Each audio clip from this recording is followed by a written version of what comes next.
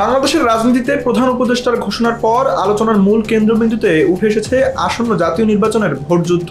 বেশিরভাগ রাজনৈতিক দল এখন প্রতিদ্বন্দ্বীদের মোকাবিলায় নিজস্ব কৌশল নির্ধারণে ব্যস্ত।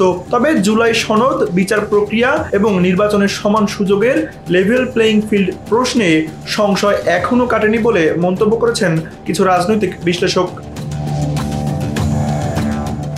প্রধান উপদেষ্টার কার্যালয় নির্বাচন কমিশনকে চিঠি দিয়ে আগামী বছরের ফেব্রুয়ারির মধ্যে রমজানের আগেই জাতীয় সংসদ নির্বাচন আয়োজনের প্রস্তুতি শেষ করার নির্দেশনা দিয়েছে। সেই অনুযায়ী ইসি প্রস্তুতি নিতে শুরু করেছে। তবে সবচেয়ে বড় প্রশ্ন, এই নির্বাচনে কার্যক্রম স্থগিত থাকা আওয়ামী লীগ সরাসরি অংশ নেবে কিনা। প্রধান নির্বাচন কমিশনার জানিয়েছেন, অংশগ্রহণের সিদ্ধান্ত সম্পূর্ণ রাজনৈতিক দলের উপর নির্ভরশীল। যদিও দলীয় প্রতীক না থাকলেও সমর্থকেরা চাইলে পছন্দের প্রার্থীকে ভোট দিতে পারবেন।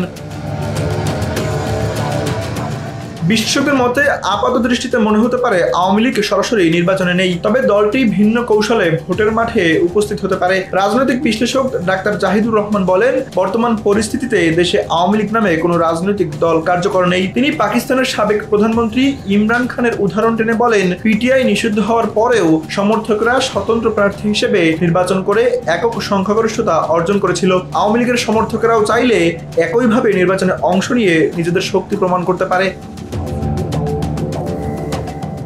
এদিকে দলটির পরিকল্পনা এখনো স্পষ্ট নয়। সাম্প্রতিক সময় রাজধানী সহ বিভিন্ন স্থানে আওয়ামী লীগ সমর্থকদের গ্রেপ্তারের খবর পাওয়া গেছে। গোয়েন্দা পুলিশের একটি সূত্রের দাবি, নিষিদ্ধ হওয়া সত্ত্বেও দলটি নাশকতার প্রস্তুতি নিচ্ছে এবং প্রশাসনের ভিতরে বিভক্তি সৃষ্টির চেষ্টা চলছে, যা আসন্ন নির্বাচনকে ব্যাহত করতে পারে। তানভীর আহমেদ, এনপিবি নিউজ।